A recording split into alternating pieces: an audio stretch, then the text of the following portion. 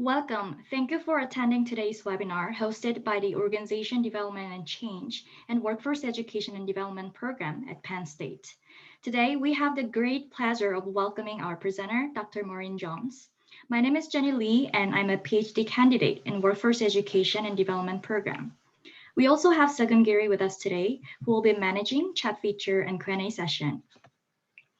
In terms of the interactive format for this webinar, please open the chat feature in the Zoom platform to interact. If you have any questions about the presentation, please use Q&A feature on Zoom. You can see the Q&A button at the bottom of the screen. Click the Q&A button and write your questions. The Q&A session will be at the end of the presentation. Our online Master of Professional Studies in Organization Development and Change can help you prepare to implement quality and continuous improvement initiatives in an organization. Furthermore, there is a PhD program in Workforce Education and Development with a concentration in human resource development and organization development.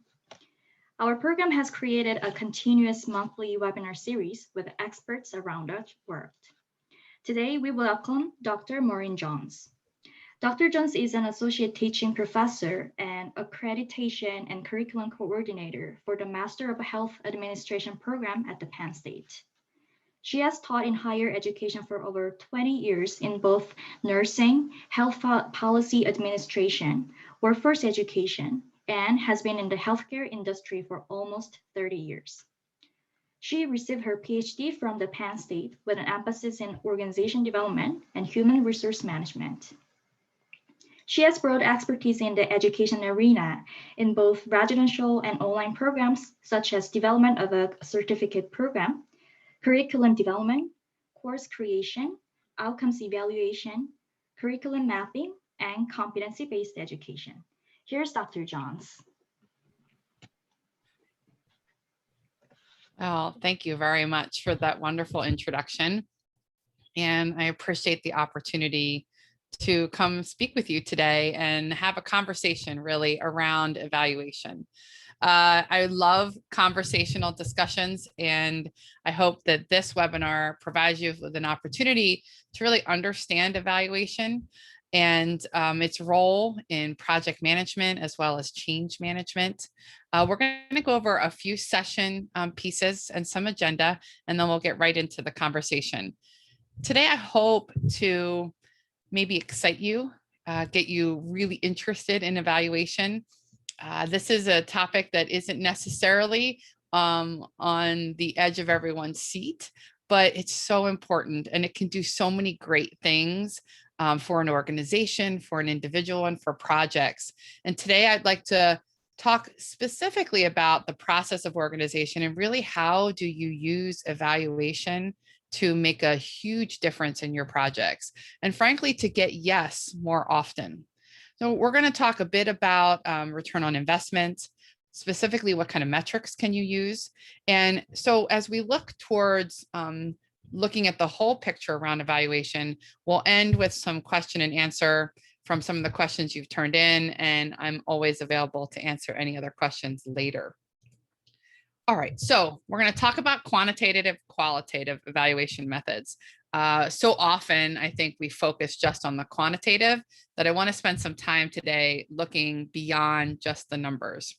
And then I'd like to share with you some opportunities to think about what's the best way to go about evaluation in particular situations where you're challenged or you need some assistance making sure that the project goes, that it shows the benefit of the project, and it supports all the people that are working on the project. And then thinking about some scenarios around challenges that we face all the time and how do we proceed with evaluation? How could evaluation help us really have those outcomes shine? All right, so why do evaluation? We talk so much about, we should understand what we're doing. We should get a good grasp on whether or not we're doing it well. But yet we often find that it doesn't actually happen, right? That we put a huge project together and evaluation is an afterthought. It happens so often at the end and really doesn't do its job, right? It leaves people wanting and wishing that they had more information, more data, better understanding of the outcomes that came from the project. Well, I find that there's lots of arguments as to why not to do evaluation, right? There's lots of naysayers that would suggest that we should, we'll just figure it out later. We'll catch that at the end. We'll do a quick survey. And then we're often left wanting. So I have some suggestions here on how it is you can set up the conversation around why do evaluation? What's the most important pieces and how will this really benefit me, the organization, when we know that money is tight, right? It's hard to get additional resources. Folks want things done quickly. And sometimes quickly ends up leaving us wanting on what did we really do well? What do we understand now from this project that we didn't before? So time management, I would suggest to you that providing an evaluation plan inside of any project, big or small, will actually achieve more time for you. It will get you a better opportunity because that planning is done in advance and the evaluation pieces will assist you in using your resources more wisely and understanding what needs to be done, how it needs to be done, and how we can switch mid process to make things even better rather than waiting till the very end. Oftentimes, folks are excited to get the project up and running, putting it out there quickly and seeing some results, right? Everyone wants to see results. We don't like to wait. But I would suggest that spending some time from the beginning, thinking about, gosh, how will we know that we did a great job? Why don't we pause and contemplate who should we talk to find out what your outcomes are? What are my outcomes? When we sit around the table, everyone has their interest, right, in a project. Everyone comes from their own perspective. And so what are the things that we're trying to achieve? And let's define those. Racing ahead will often cause you to have to flip back around, redo things, or sometimes lose the project altogether, which certainly in our current situations, money is time, time is money, and we really don't want to have to go back and retool things so often just because lack of planning or an excitement to get something on the road before we have a time to really think about it. Clear outcomes, wow, critical, right? You've all hopefully heard of scope creep, right? When we're looking at projects, we often start off with one idea and so many other things end up piling on to a particular project, similar to how bills go through Congress and the Senate, right? You start off with one idea, and when you're done, you have 15 other interest areas adding into what was originally a pretty simple idea. Projects are no different. Change management events, no different. When we don't have clear outcomes, it's really hard to stay on track. It's really hard to be focused as you move forward. So I would suggest that an evaluation plan can really help you think clearly about what you're trying to achieve, which will help you define scope and keep you in your lane so that you can achieve those outcomes in the time that you suggested, with the people that you projected, and with the budget that you projected. The clear direction is helpful for everyone, and the evaluation plan allows you to spend some concentrated time thinking about where are we going and how will we know we've gotten there and we've done a good job. Also helps you understand where you might have gone awry. And we'll talk specifically later about how we build in opportunities to think about how well we are doing. So again, slow down, spend some time considering what our true objectives are, what outcomes we're trying to achieve, and that will help keep us on track. Finally, evaluation that's really integral to the project, that isn't an afterthought, it isn't the final step, gives you the ability to be agile. I mean, we hear the word agile so often. We're going to shift directions in what services we offer, how we do that for our customers. But evaluation is really a key in allowing us to understand those needs during a project rather than waiting till the very end. So to be agile in evaluation gives you the chance to hear from people, to consider that input, to assure that you have all the input you need, and then move forward in a really structured and thoughtful process. Structure doesn't mean you can't be agile. Structure just means that we have a plan going forward. And when we build our evaluation opportunities into our plan, it will give us a chance to know that the direction we chose is correct, or how to retool to make sure we stay on that path. All right, well, evaluation provides us some challenges.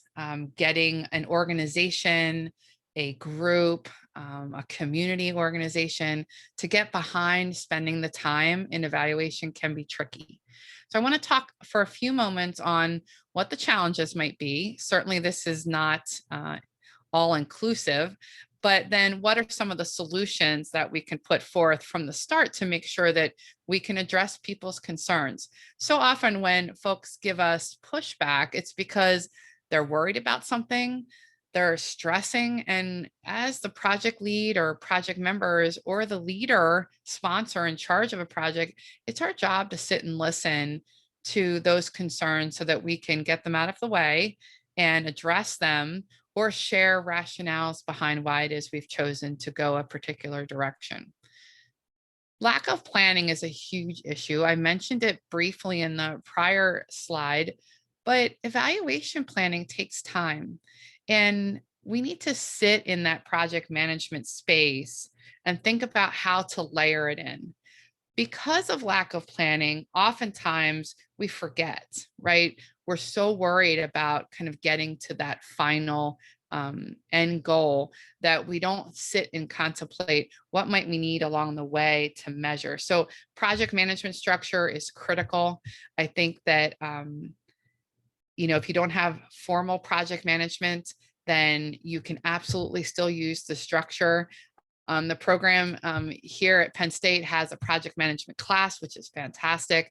And oftentimes now we know that almost 80% of managers and leaders say that project management is a part of their job, but not in their title, right? We're all being asked to do that by ourselves or in collaboration with formal project management groups. So spend the time, think about structuring the project, and that will give us an opportunity to put evaluation into those planning stages from the beginning. The evaluation piece is often seen as one step in a process. And I will argue to you that I think evaluation belongs in every step of the process. And we'll talk specifically about how you do that. But it can't be step 5 or step 7 or step 8. It really ought to be in every single step. And then that last step is the culmination of all the feedback, bringing it all together and reporting out on how we assessed the project that was done. Executives, managers, leaders often want a huge ROI. But we often don't put the resources into evaluation so that we can show that. So let's say you're beginning to think about improving your recruitment process. And we're going to go ahead out and we're going to add different advertisements. We're going to push out to LinkedIn. We are going to change the way in which we grab folks on Indeed.com maybe. And so we do all of that, but we don't put any evaluation metrics in place. We just go ahead and do it, and we wait to see if we get more qualified, more talented employees trying to get a job with us that match our requirements. Well, because we didn't contemplate evaluation along the way, it will be difficult to truly show return on investment because we may not have the elements in place from the start to gather that data. We haven't told the folks who we need the data from that we're going to be looking for that data in the end. So think partially about, we're going to sell this process to the executives, and I'll speak a little bit to that in an upcoming slide. But what do the executives need, and how could evaluation help you really meet their concerns? So keep that in the back of your head, and we'll start to talk about metrics, right? What are the key performance indicators for a project that help us achieve our outcomes, to know that we're there? And oftentimes KPIs are attached to the success of a business, how much revenue we're pulling in, how many things we've done well, but we often forget to use those key performance indicators inside of a project. And they should be aligned, but certainly a project can have their own KPIs, and should, in order to demonstrate that that ROI has been met. Buy-in. This is tough all the time, right? Getting folks to understand why you want to do something. This is the compelling and persuasive skill sets that you need to make sure the executives understand that evaluation can do the job you need it to do. And when we think about, well, how do we achieve that buy-in? Who do we talk to? We'll discuss a little bit later about stakeholders and how stakeholder input can help you there. But not paying attention to getting folks on board, right? To be the cheerleader for evaluation, which can be tough. But once we understand how impactful evaluation is across a project, across strategic goals, I think it'll be easy to get excited about it, but you're going to often have to do some education. On the flip side of that, the feedback loops, organization development is known for this. It is something that I frankly find so exciting. The opportunity to tell folks why. Why are we doing this? Why do we need to collect this data? Why do you want to know how many phone calls I get in response to our new ads going out for recruitment? Why is it important that I keep an accurate track of that? Well, we understand that employees notoriously want more feedback, right? Some studies suggest 80% of employees would say that the feedback is the difference maker in their job. They can understand what they're doing well and what they're not doing well. That allows them to really dig in and get more committed to the work that they're doing. A recent study suggests that almost 70% of employees said that they'll work harder when you give them the feedback they need to do their job well. There is no difference here, right, in an evaluation project versus performance management. It's critical that we tell folks what we're doing and why we're doing it. Okay. So I'll suggest that the feedback loops and evaluation really serve an awful lot of purposes. So we get to help people understand what we're doing and the why. Projects often go out, and we know that up to 80% of projects fail, often because we haven't shared folks the background. How does this help us achieve our mission and our vision? Why is your involvement so important to the success of a project? And once I ask you for feedback, I have to be able to give it back to you, right? After you ask me 3, 4, 5 times for feedback, and then you never come back to me and tell me how my feedback made a difference, the chance that I'm going to continue to give you that feedback is slim, right? Because I don't see any outcomes from it. I don't get any reinforcement that this has been helpful. So keeping them up to date, keeping them in the loop, making sure that they understand what's happening, the changes that happen, is going to be critical to making sure you have that buy-in across all platforms and across all groups. All right. One of the things I always ask my students to do is to develop the business case for why they want to do a project. Why should I get behind something as the leader and give you resources, meaning money or time, equipment, whatever it happens to be? There needs to be a strong business case for why to do that for you, why to work with you on a project. For evaluation, that is no different.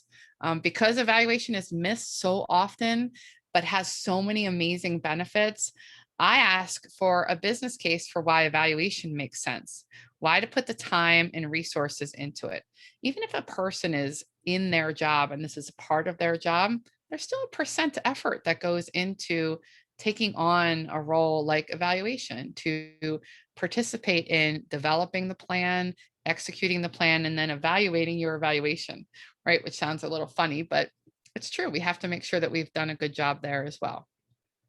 The first suggestion is to make sure that what you're evaluating and the project align with strategic goals. These could be overall organizational goals, they could be departmental goals, but making sure that you can link what you're doing back to what the organization is overall trying to do will be critical, and it will make a really clear conversation for the sponsor, for the project lead, whomever it is you're talking to, and trying to convince them that evaluation is an important thing. Clear objectives. We spoke about this a little bit earlier, but the evaluation has to be clear, which forces us to go back and suggest that the project objectives need to be clear too, right? If you created a project charter, hopefully you have great objectives. If you didn't, then it's a conversation around what are we trying to achieve here? And then we can pull in the evaluation to make sure that we have the data necessary to determine whether or not we've done it.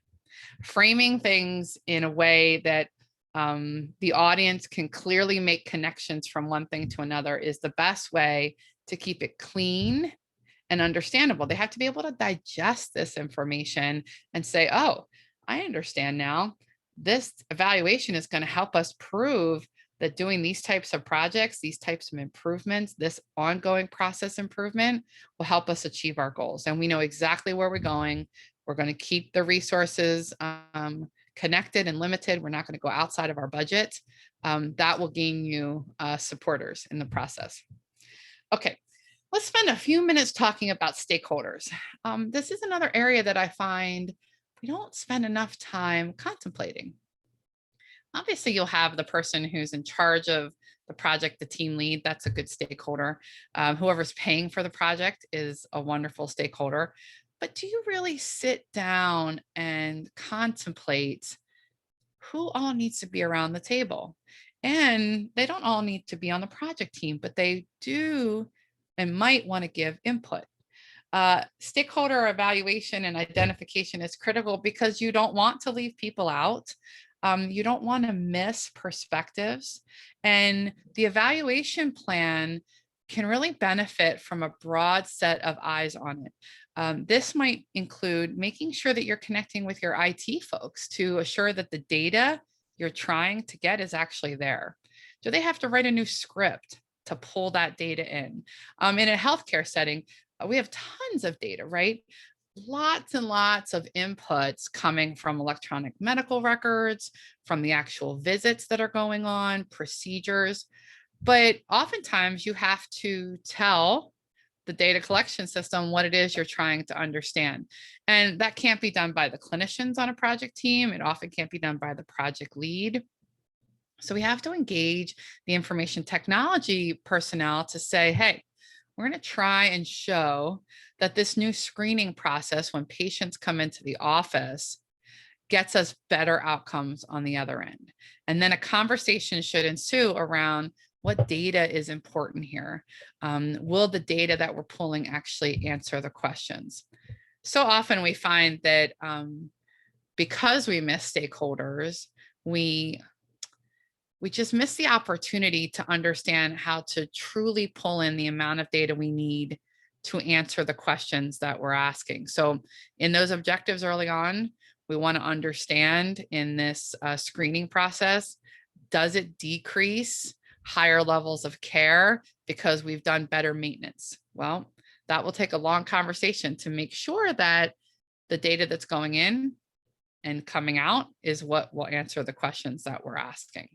The other piece too is, as you work towards understanding if a project is working well, bringing in the ancillary departments to make sure that you've covered all your bases is key.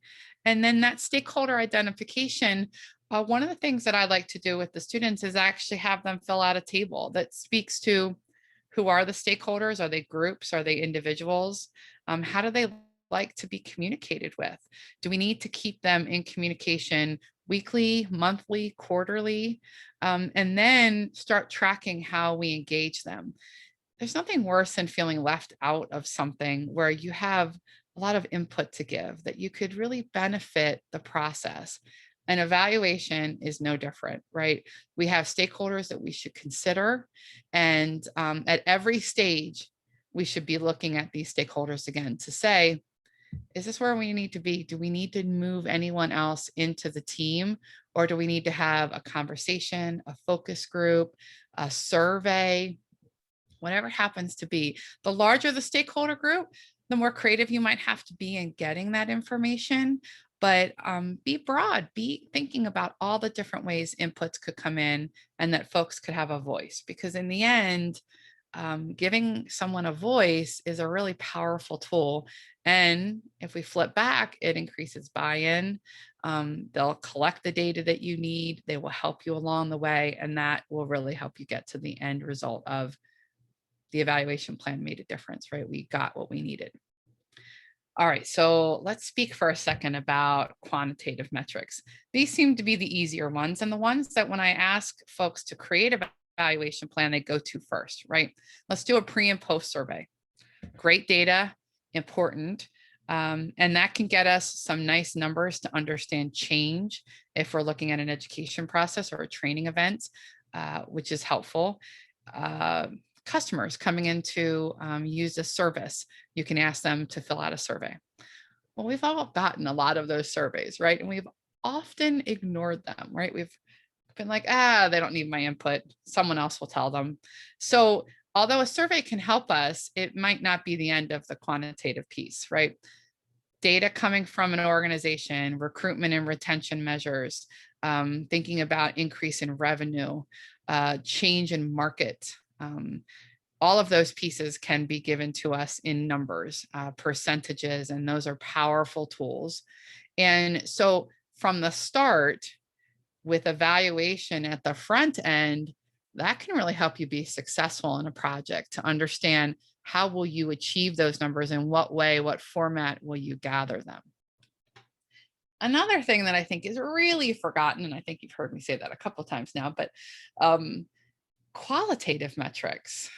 So often we kind of grasp at the survey, the easy data that's already there that we can produce, and knowing that some of the things I'm going to suggest next take a little bit more time. They're a little bit more involved, but boy, do they give us great information. You're running a project and you're changing the orientation and onboarding for an organization.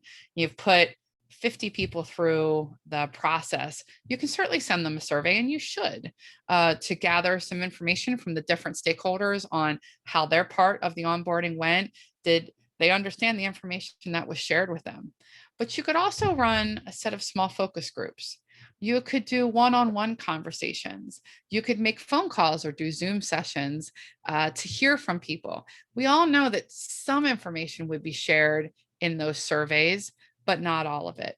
We often have fatigue when it comes to giving feedback. And when someone gives me the opportunity just to share my thoughts, I'm probably going to be more in depth. Now, that's a generalization, which is why you need all different tools to try and triangulate that data to assure that you've met the objectives you were going for in the first place. Non-financial metrics are important. I really believe that this is where we get to show the best ROI. Organization development and much of the work that is done around change can be really difficult to measure, right?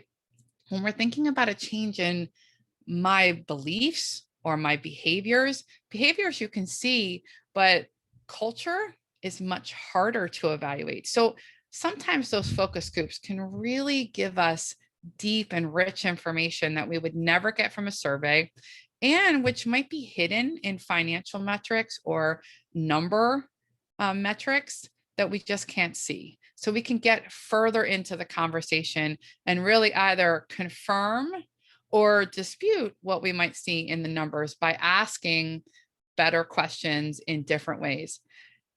you're running an evaluation plan inside of a project doesn't mean you have to wait till the end. You should be thinking about feedback at every level.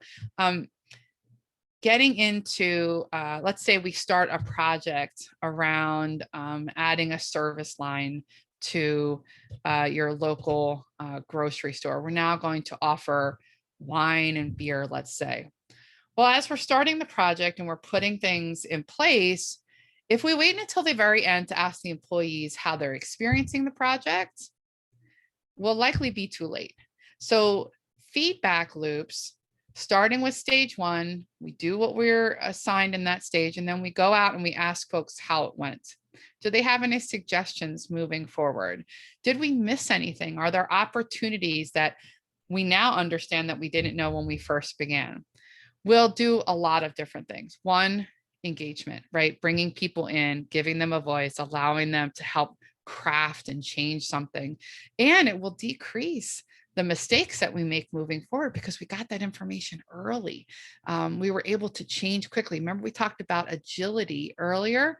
This is where you get that agility by connecting in more often and understanding what it is that's going on. And frankly, we know projects fail because they didn't stick.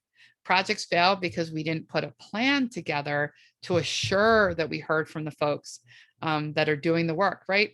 We can create a lot of projects. I've been in healthcare a long time and have had so many projects come down the path that often on a daily basis, we'd say, oh, not another one. One more thing that we have to do that we'll never know what happened with it. We'll never get any information about whether or not what we did made a difference. And so, you know what, we don't really have to collect this. We really don't have to fill out these forms. And oftentimes that engagement level drops really low. And then the project is not as great a success. And frankly, the data that they get isn't really true data because the folks involved weren't participating any longer. So feeding back those results, not only to the folks in charge, but to the people on the front lines will help keep that engagement level high and allow them to understand their role in that process, as we spoke about earlier. So, business case, think like an executive. Think about the strategic goals, what you're trying to achieve. Think about the frontline folks and make a business case for them to participate.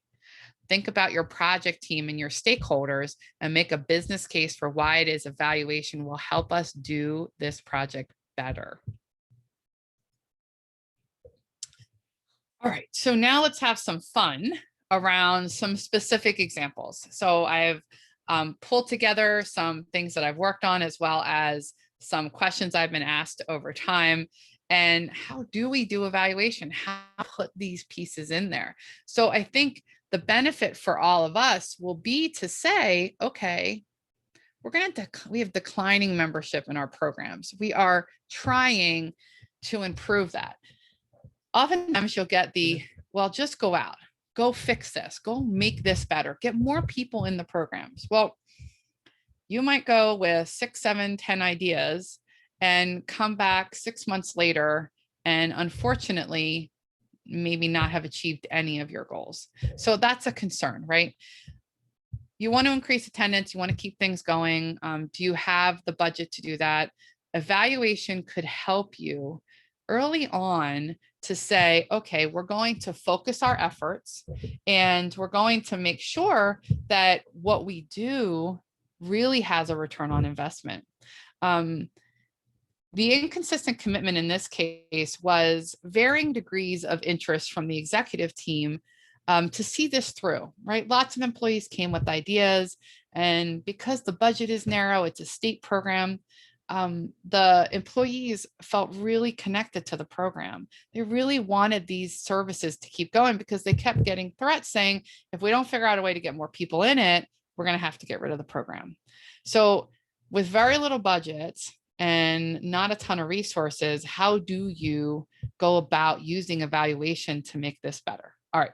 So what we did was we worked with a process to assess quickly what kinds of programs people really needed.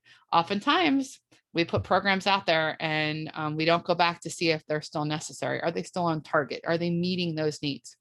In this instance, they were able to go in and identify that there were 3 or 4 programs that it just was past their time, and that there were 3 or 4 other projects or programs that the community members really wanted to attend but couldn't. They were seeking other places to do it. That's a really easy piece, right? You can go to stakeholder groups and get some information on that. Again, you can offer free focus groups to come in and share their ideas. Folks like to share what they need. And so oftentimes you don't need any incentive at all other than to give them a voice. So this particular organization set out, did a needs assessment. Again, not big fancy, not tons of consultants necessarily, but just went out to the community and used different stakeholder groups, different organizations, the Girl Scouts, the local Boy Scouts. They talked to some churches and found out what people were interested in. And then they took that information and retooled the programs that they were offering. The evaluation piece came in which they set up evaluation with each of the programs. They went back to the focus groups, got additional information, and made sure that the programs they were putting out were really meeting their needs.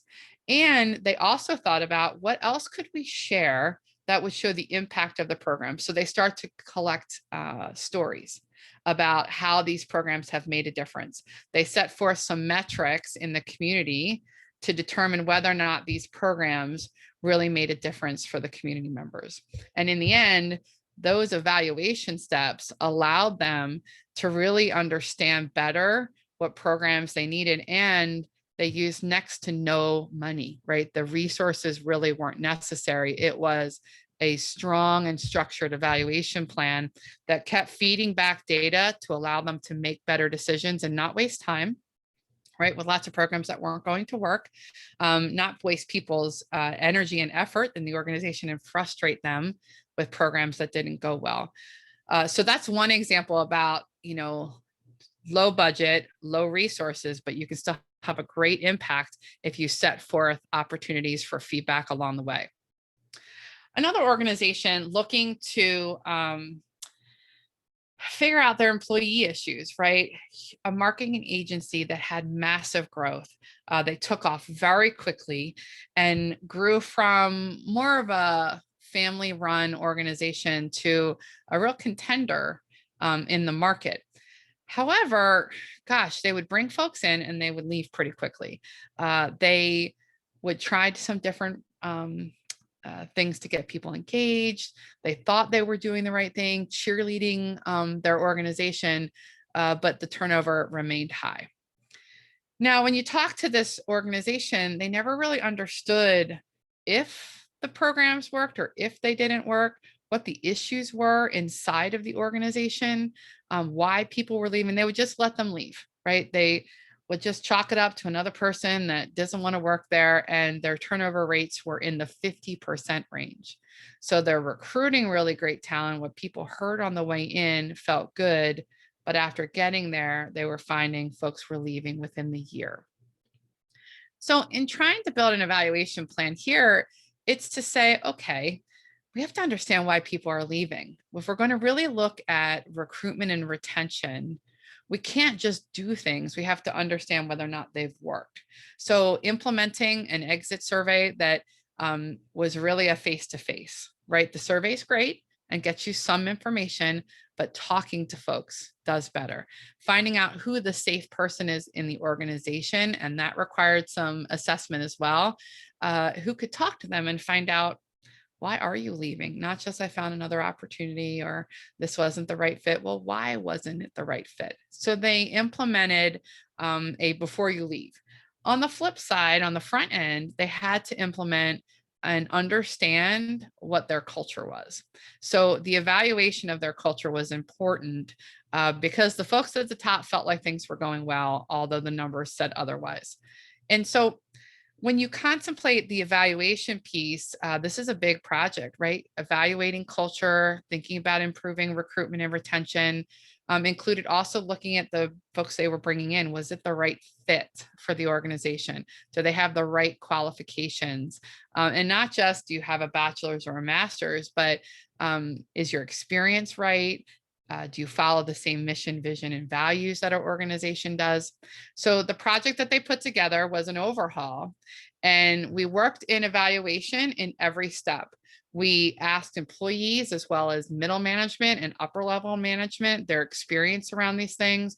We went out and they tried to find real data on what's it like to work here and what would cause you to go work somewhere else. Are you looking to go work somewhere else? So a combination of surveys, combination of focus groups, some feedback from the industry on what's the reputation of this organization, and constant discussion along the way with how it is they improve and tweak the things that they were doing.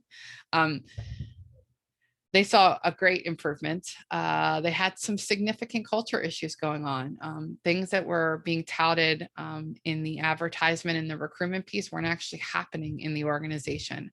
There was a sense of retaliation going on. And whether it was happening or not, the perception of that was huge. So the open communication and the open feedback loops for this organization made a big difference. They also identified in the focus groups that huge expansion, that quick growth caused them to feel less connected with what was going on, and that it was now just a machine rather than the place they started, right? That kind of smaller feel to an organization. So they had to address all of those pieces too and recommit themselves to their mission and values.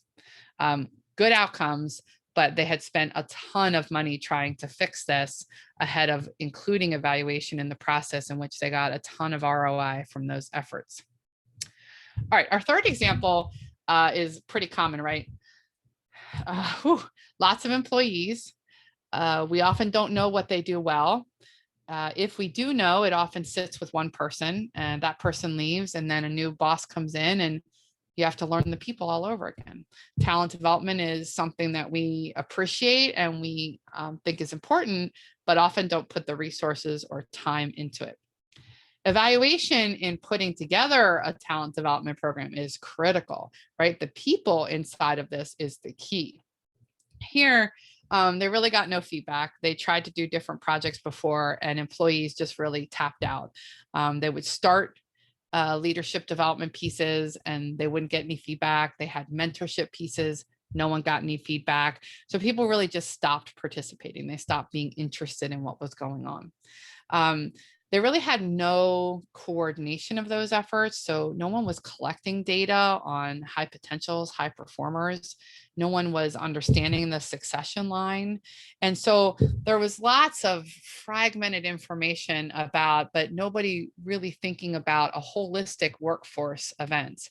And so the evaluation portion of the project allowed them to really focus in on the objectives and create metrics to understand whether or not their talent development program was going to work. They also built in multiple opportunities and milestones to get feedback from not only new employees, but short-term employees, midterm and long-term employees, right? So starting a new program, don't just focus on the folks just joining the organization. Think about the full scope of who would be able to give you good insight into a process. And in something with 1,400 employees, you need some structure, right? You need some project management in there to make sure that someone's collecting the data, that we're categorizing it, that we're cataloging it, and that we can use that data someplace else. The middle management said to them, listen, I can never figure out who to go to next. I don't have any process to include this information in an evaluation. I don't know who to tell. I don't even know if we have a process for how people move up in this organization. It seems to be kind of random. So they had to address all of those issues, and their evaluation plan in their talent development program gave them real-time feedback that they were able to tweak pieces right away and start to change based on employee feedback. They created a survey, but they also had an open email box that people could write in. They had opportunities where they asked for who was interested in moving up the ladder, so to speak, interested in changing their job, moving laterally, not necessarily up and down the ladder, but to a different position. And once they started to gather all of that information and set regular feedback and evaluation opportunities, they got a much better grasp on who their employees, and their employees got excited. They started to hear about it because it was communicated really well. And so all of those feedback pieces provided them with wonderful opportunities to serve their employees in a much more condensed way. Our last example that was provided, goes back to onboarding. We do a lot of onboarding. Some of it's good, some of it's not, but the data suggests that employees who experience really wonderful onboarding stay with their organizations. And so in this particular organization, 100 to 150 people a month, which is a lot of folks to onboard, right? High turnover, a very large organization with many locations across the country. And employees would come in, they would do kind of okay at the start, and then they would start to decrease their performance. It wasn't, they weren't living out the mission or the values. They were struggling with where they belonged in the organization. And they were finding when they could get information on an exit interview that the environments they were going into in the organization were really very negative. So they had to go back and think about the best ways to evaluate change in this instance. And they had to think about quantitative and qualitative metrics. Where could they see culture change, and what events could they do to really understand how you improve culture? So they really focused on their middle management and entry-level management positions, did a lot of training, listened to them in individual meetings and focus groups around what are the issues in the organization, what are your barriers and challenges to being a great leader here, and what are your needs. They found out there were resource needs, there were educational needs. There was a lot of mismanagement around performance, folks who were not being held accountable for showing up to work on time, for calling out an hour before their shift. And that created this kind of cesspool of folks feeling just negative about where they worked, and why follow the rules if nobody else does and there's no accountability. So their evaluation plan provided this fabulous set of dashboards so that we could understand on an ongoing basis how things were moving. And that evaluation piece is important to keep in play and let people know. So your dashboard might be different for employees and frontline. It might be different for managers, and it might be different for the board. So that kind of instant feedback on a regular basis can really help people stay in tune and get you to that ROI more quickly. All right, so let's finish up here and have just an overall conversation of where you can go with evaluation and how you can really make it work. So I think it's exciting because you really get to show how much hard work went into something and the benefits on the other side. So feedback and communication, you cannot underestimate this. We say it all the time, but if you don't build that feedback and communication into your evaluation plan, then you end up not being able to get the people engaged, right? To have them continue to be a part of what's going on. Be broad and bold. Think about all the different ways in which you could get people to understand their importance in the process. And we've talked about focus groups, we've talked about surveys, you can have smiley buttons, you can keep those dashboards and follow a lean communication process. All of that will keep people engaged and in touch. You've got to sell it though. You have to have the business case for why evaluation makes sense. So make sure that the ROI is clear, because your objectives are clear and your outcomes are clear. Your planning and structure is your foundation, making sure that you don't allow a project to move forward without evaluation metrics at every milestone. Make sure that they understand the importance of them, right? That goes back to the why and the rationale. And if you flip this and start with the structure, sell it and pull buy-in to your stakeholders, consider a broad range of metrics that will really answer the question, how well did we do? And make sure all along the way that you are communicating and feeding back results and input. You can't always do everything everyone asks, but to get that input back is key. I think your evaluation plan will be accepted readily from here on out and will really allow folks to understand the importance of the work that comes from an evaluation process. So I hope this is helpful, and that if as you move along and you have any questions, please do not hesitate to reach out to me. I feel a little geeky about this, but I love talking about evaluation because I really think it gets people what they need.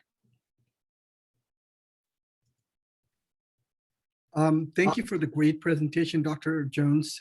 We have a couple of questions here, and I'll read it to you one at a time. So the first question is, when evaluating change effort, how do you evaluate the change process?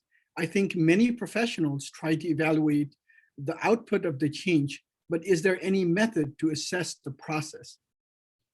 It's an excellent question, and it is so important.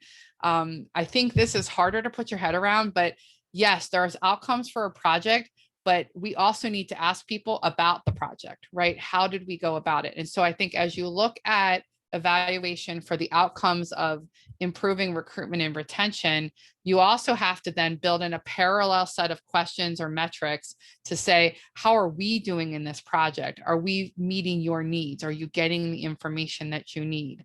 And this often starts with, what would help you participate in this project more? What will help you understand what we're doing better? And so I think those are parallel tracks, but they should always be together because that will feed information later, right? You want to understand how change works in an organization and you want to avoid mistakes. You got to ask those questions during a project to the people that are really engaged in it.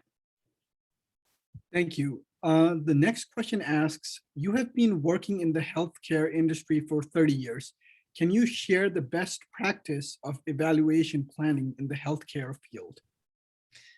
All right, so good question. And I would tell you that I think healthcare does an okay job of this, but oftentimes project management is lacking because the resources are tight. So healthcare is quick. It moves all the time. It always has had to be agile. So I think the best practices here are certainly to make sure that you're talking to your frontline folks, the staff assistants, the housekeepers, the folks in plant and operations, to make sure that what we're doing makes sense.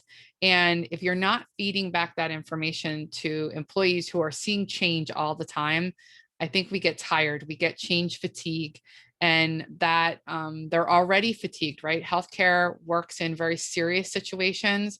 What they do is critical and important, but they also need a pat on the back. They also need to hear back about their efforts and how they made a difference. So I think best practices here is to really sit down and look at your stakeholders, who is involved in the projects and what we should be doing to make sure they understand how much their efforts make a difference.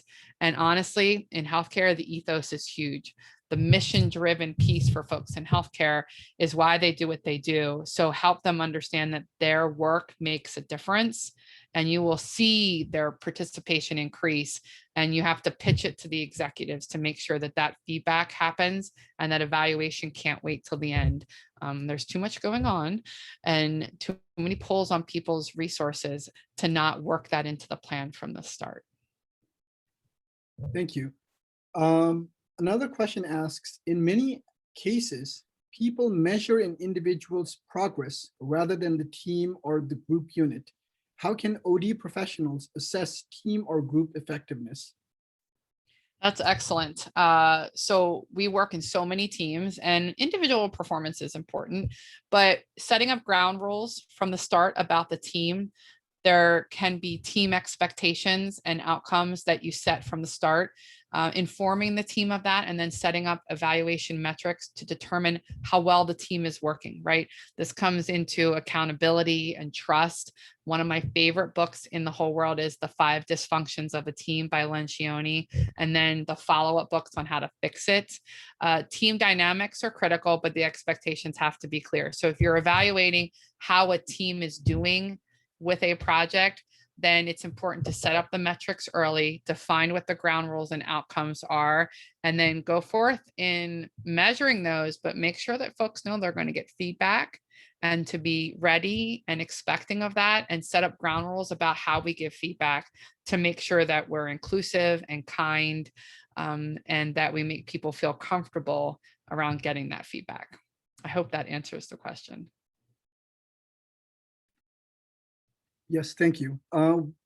So the next question asks, what do you think is the most important part of evaluation planning? Ooh, that's a tough one. I like them all, but I would say it is being at the table at the start of a project. It is making sure that evaluation is integral into a project. If you don't have those at the start, it is hard to add it in later. People are in motion, resources are limited.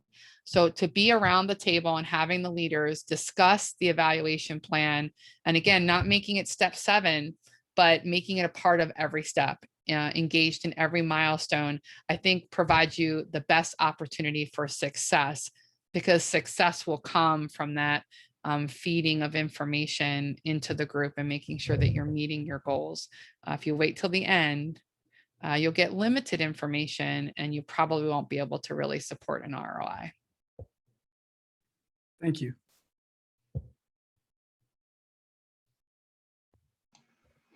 All right. Okay, I would like to thank Dr. Jones for sharing knowledge, expertise, and wisdom with us today. If we did not get to your question, please feel free to send us an email, or you can reach out to the presenter directly via email.